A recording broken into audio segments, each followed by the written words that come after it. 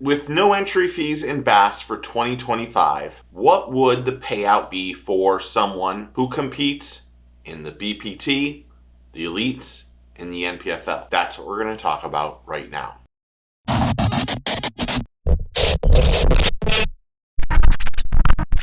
So let's just play a little game. What if you were able to compete in the Elites, the BPT, and the npfl in 2025? But where would those anglers, or that angler, or you, what would be your payouts for that season? Here's what I was thinking, and I'm just doing this off the top of my head right now. I looked at 3 or 4 anglers and said, if we use their results from 2024 and then apply the payouts for 2025, where would they stand in the 3 major organizations?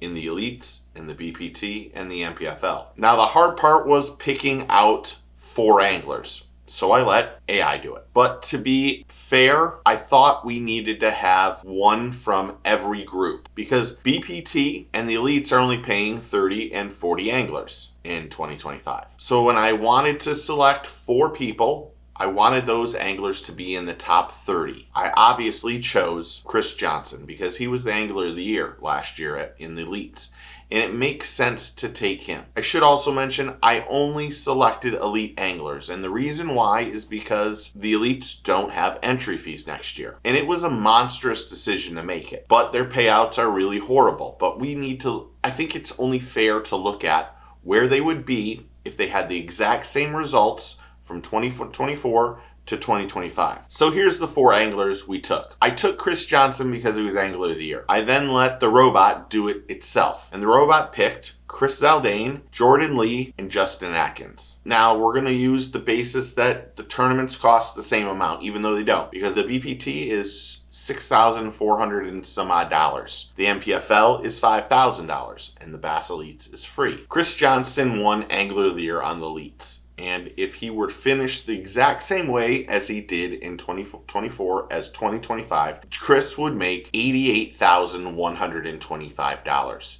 If he fished the npfl, had the exact same results, he would make $92,600. If he was with MLF, he would make $157,200. Now, on the Bass, he has no entry fees, so that's $88,000 in his pocket. If he was fishing npfl, you have to take off $45,000, which I'll do in one of these corners.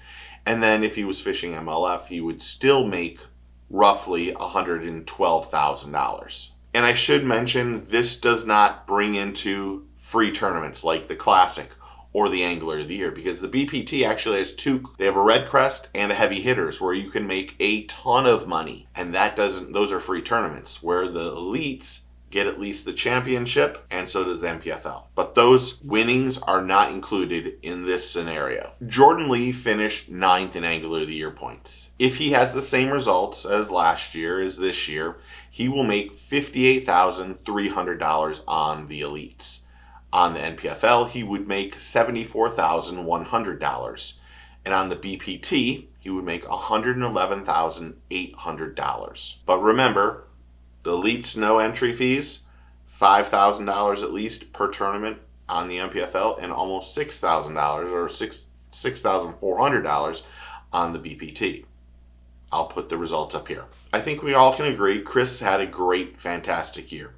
Next year, if he had the same results as this year, Chris would make about $19,000. Fishing the npfl, he would make $57,300. And fishing the BPT, he'd make $50,500.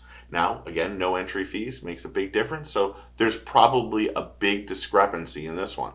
But we'll put the results up here. Now, Justin Atkins finished 24th. If he had the same results as 2024 as 2025, he would make $23,000 on the Elites. On the npfl, he'd make $45,900. And then on MLF, he would make $50,800. We also have to take into account that the Major League Fishing only has 65 anglers, whereas the npfl is probably going to field 130 anglers, and the Bass is probably going to be 100 to 105, give or take. There's more competition in those tournaments, and it's less likely that you have the same results. And I do believe that shrinking the field for the BPT is the correct decision, because when they shrink from 65 to 50, it's going to make some of the best anglers out there.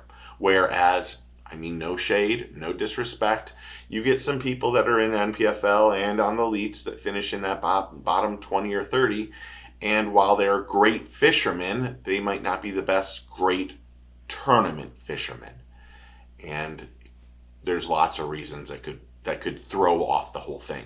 Now, I know what some people are going to say, why didn't I do all of them? First off, I don't have time for that. This took me enough time as is, and I was trying to just gauge different tiers of the anglers. The top angler, someone in that top 10, someone in that top 20, and then someone in that top 30. And that's how I got it. And if you win a tournament, you're going to make a lot more money. I mean, with BPT making the winnings 150 grand versus 100 and 100, there's a lot more money that is pushed into the BPT, but they only pay the top 30, whereas Bass is going to pay the top 40 people, and at least someone will get $500, which I know doesn't cover that much, but it's still $500 and no entry fees. And the NPFL has their entry fees, and they have a lot of anglers. But their payouts aren't that much different, excluding first place, than the BPT. So what do you think? Confusing? Not confusing? Makes sense? I don't know if I did this for me or for y'all, to be honest, because I want to know where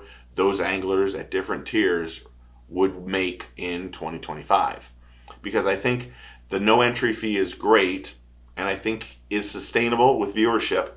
I do think at some point in time, we're going to hear people complaining about the payouts, because a majority of anglers realize that fishing is a gamble as is, and they're willing to gamble on their fishing techniques and skill to prevail them to a higher level and to win more money. And because of that, a lot of anglers, while they complain about entry fees, are still all right with entry fees. And I think the whole elite thing was a fantastic move forward. I do think at some point in time we'll have to talk about payouts being increased for those. Because the first 2 years in MLF, they had the payouts the same as they did now, with no entry fees.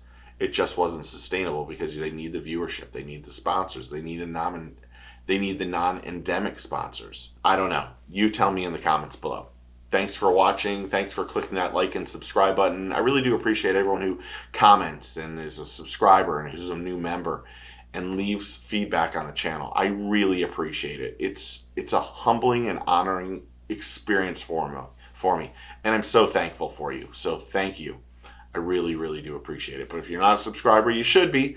So click the button. It's right down there or over there. I don't know which side, but click it and become part of the team. So remember, take a kid fishing, tight lines, cheers, no pointing, and get your fish on.